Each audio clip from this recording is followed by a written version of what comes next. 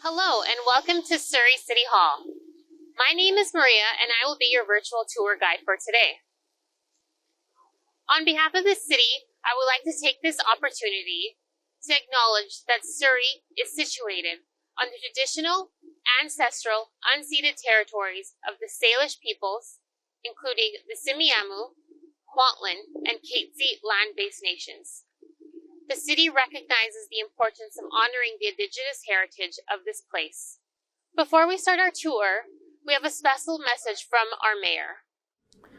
Hello everyone, I'm Mayor Brenda Locke and I'm pleased to welcome you to the Surrey City Hall virtual tour. As elected officials, Surrey City Council and I work together to meet the needs of our citizens just like you and make decisions that shape our community for today and well into the future. We are responsible for providing essential services such as clean water, road maintenance, parks and recreation and culture services, fire protection, police services, and traffic management.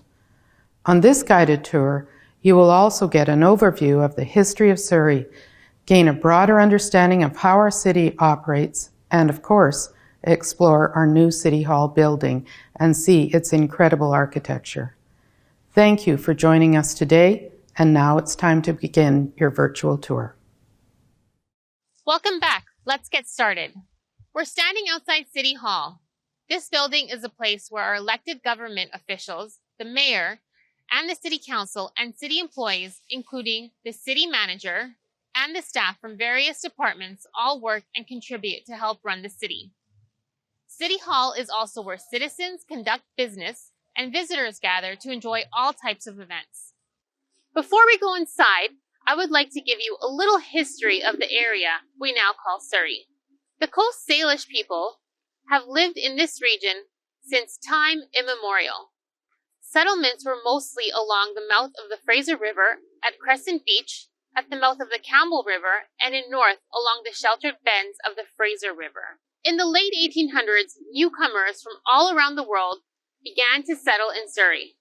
By 1880, Surrey recorded 200 residents. To support the community of newcomers, the very first City Hall, which was called the Town Hall, was built in 1881. It was a single-story, single-room, wood-frame building. Over the years, Surrey has had to build 3 new City Halls, each one bigger than the one before, to accommodate the growing community and ensure there is enough space for staff to work and for citizens to visit. The second City Hall was completed in 1912 in Cloverdale. It was a 2-story building plus a basement made of brick and stone. Due to the continued growth of the city and increased need for public services, the third City Hall was opened in 1962 near King George Highway and Highway 10 in Newton. Finally, in 2014, the newest City Hall, where we are now, was built in North Surrey, also known as the Whalley Town Centre or City Centre. Surrey is now the second largest community in British Columbia. Its population continues to grow with an estimated 1,000 new people moving into Surrey every month. This new City Hall was built to meet Surrey's needs for decades to come. Now let's go inside. The new City Hall has 6 floors above ground and 3 floors below ground for some offices and parking. City Hall is eco-friendly and has a green roof and garden terrace, which is watered with rainwater.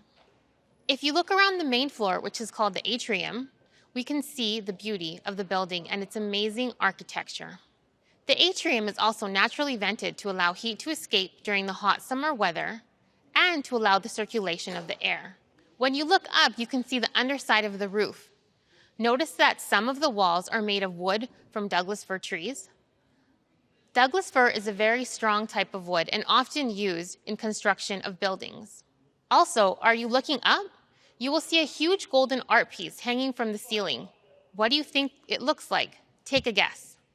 Let's look at the art piece from a different angle. We are now on the 5th floor of City Hall. Looking at the art piece from here, can you tell what it is? Many people guess that it's an airplane or a dragon, but it's actually a flock of birds. How many birds do you think there are? Would you believe me if I told you that there are 800 birds? It's true. This art piece is called Together and was created by artists Sophie Nielsen and Rolf Knudsen of Studio Rozo. The birds are all heading in the same direction, flying together towards the window as one big bird community, symbolizing democracy and freedom. Now, if you look to our left, we can see 3 different flags. Do you know what the flags are? There is a Canadian flag, a provincial BC flag, and our municipal City of Surrey flag. They are there to remind us that all 3 levels of government contribute to help make our city run. The flags are located inside a special leader's office on the 6th floor. Do you want to take a guess at which leader's office that is? It's our Honorable Mayor's office. Right below the Mayor's office are the City Councilor's offices, located on the 5th floor. Alongside our Honorable Mayor's office on the 6th floor is the City Manager's office, which oversees many departments that are housed inside of the City Hall, including engineering, finances, corporate services, which includes bylaws and licensing services, parks, recreation and culture, planning and development, investment and intergovernmental relations, policing, and community services. All these departments are located within the 6th floor of City Hall. Our next stop is an area called Property and Payment Services. This is a place where homeowners can pay their property taxes and their utility bills, such as their water bill, for example. This is also where dog owners can buy a license for their furry pets. A dog license tells the city who owns a dog, which is important because dog owners are responsible for keeping their pets safe. Taxes and other payments collected from Surrey residents are used to pay for the city services, such as roads, sanitation services, parks, and schools. Welcome to the security desk. The people that work at this desk are part of City Hall's security team. They help to keep everyone working at and visiting City Hall safe. They are here 24 hours a day, 365 days a year. If you look behind the desk, you will see photos hanging on the wall. Who do you think these people are in the photos? These photos are our past and present mayor and council members. Did you know the first female council member's name was Rita Johnson? She joined the city council in 1976. The first female mayor was Diane Watts, and she served from 2005 to 2014. Our leaders play a very important role in the city. Let's go take a look and see where they spend some of their time. Welcome to council chambers, where important decisions are made for our city. The mayor and 8 councillors are elected by Surrey residents, or in other words, are voted in every 4 years. They make up Surrey's City Council, and together they form the governing body for the City of Surrey. The mayor and councillors sit on the main stage during council meetings. The mayor sits in the middle chair with 4 councillors on either side, each with their own nameplate. The lower stage is where the city manager and general manager sit. Their job is to provide the mayor and council with information, facts, and details about their respective departments throughout council.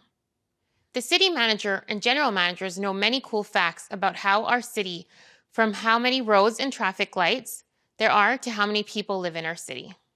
The next row of blue seats is reserved for special guests, such as visiting politicians from other levels of government. And can you guess who sits here?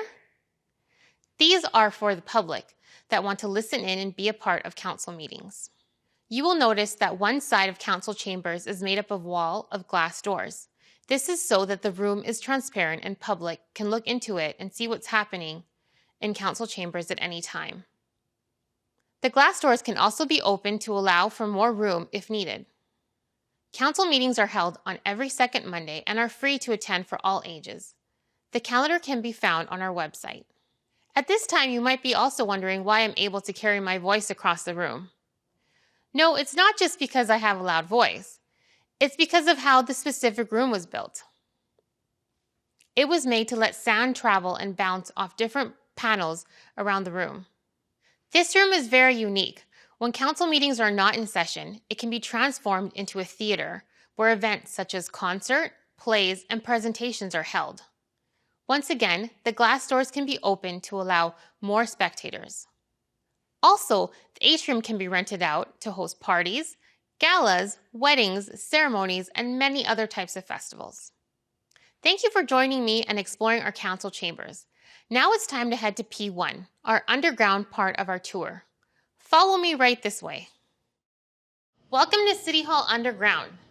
As you can see, there are many pipes down here, including the ones that help to cool and heat our building using geothermal energy. In other words, thermal energy that comes from inside the earth. These are our city Surrey waste bins. The black bin is for garbage, the blue one is for recycling, and the green bin is our compost bin. Do you know what happens to our compost in the green bin when it's time to get taken away? It goes to our city's biofuel center, where they turn our organic compost into fuel. All of our city's green bin compost gets turned into fuel for the city's waste collection trucks, operation vehicles, fleet, and to feed the city's district energy system. So next time you use our green bin at home, think about how the green bin waste is going to turn into energy for people to use as fuel. This is the mailroom. This is where City Hall receives its mail, sorts and distributes it to whomever it's meant for. We receive about 38,000 pieces of mail here every year, and in 2021, we sent over 300,000 of pieces of mail.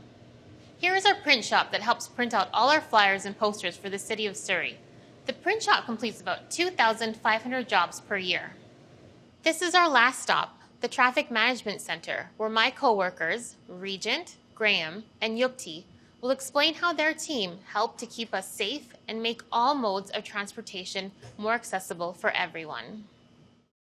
Welcome to Surrey's Traffic Management Center at City Hall.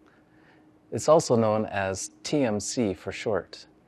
The TMC in Surrey monitors traffic conditions from Monday to Friday, 6:30 a.m. to 6:30 p.m. Our staff takes great pride in keeping our roads safe and traffic moving. The TMC is more than just a room and a large video wall. It is a hub for data and innovation. Technology is constantly evolving, and so are we. Beyond just building roads, we are using technology to manage and optimize the transportation system. The benefit for Surrey is travel that is safer, smarter, greener, and a deeper connection to your transportation choices. Here, our engineers and technologists use real-time data to make our roads safer and keep traffic moving. Roadway sensors notify us if traffic patterns have changed and how they normally operate.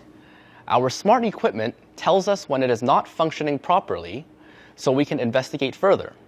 Every year, we receive over 8,000 automated alerts for various issues. After we receive a notification or an alert, we make use of over 500 cameras to validate and confirm what's really going on. And this tells us how we can best intervene and improve the safety and operation of the road. With these cameras, though, we take people's personal information and their privacy quite seriously. And so the faces and license plates that are captured on video are not recognizable. On a typical day, we see between 10 to 20 alerts of serious collisions. And usually, within a minute of someone calling into emergency services, staff then can look into the camera to assess the collision and see how it is impacting traffic.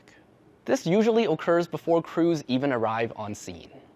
We consider how we can change signal operations to maintain the safety and reduce delays on the roadway. This can include adjusting green time, turning on and off left turn arrows, or other appropriate changes. We connect to the public and local traffic radio stations through City's traffic Twitter channel, @SurreyTraffic, providing rapid notification about where traffic is backed up to improve safety and travel times. After hearing a traffic radio update, drivers can then choose to take a different route. This will help them avoid lineups to get where they're going faster. Sometime after the collisions occur, staff use the video captured of those collisions to study all the contributing factors and to help us understand how we can make some improvements to improve your safety as you're traveling. Some of these improvements are small operational changes, and they can even range to input into larger road construction projects. The smart equipment sends staff status updates where traffic signals may have stopped working. Many of our traffic signals are equipped with a battery backup system that still continues to run even during a power outage and storm. When the battery voltage is critical, the system lets us know ahead of time. With these early warnings, staff can quickly dispatch electricians to have the signals fixed immediately. Surrey is home to one of the largest road networks in Metro Vancouver, and 1 out of every 5 signals in the region are actually located in our city. The TMC also manages Surrey's Advanced Traveler Information System, or ATIS. This includes 3 dynamic message signs. These signs show drivers' estimated travel times to city center on 3 main routes. Surrey's ATIS is programmed to use green, orange, and red colors that correspond to increasing delay and longer travel times on the various routes. Using these colors, drivers can make quick decisions as to which route they'd like to choose to get to city center. We have a good foundation here, which helps us achieve even more as computing and technology improves. Initiatives we look forward to includes making our streetlights even smarter. This way, they can tell us when it's not working properly, rather than us relying on residents to report outages. Using artificial intelligence to provide richer insights on how people are moving in the city will help establish Surrey as a leader in digital transportation. Digital transportation is already here, and Surrey is taking a leadership position to embrace it to connect our communities with safe, efficient, and zero-carbon transportation accessible to everyone. That concludes the tour of City Hall. Thank you so much for joining me today. My name is Maria, and I hope you enjoyed the tour and have a great day. Take care.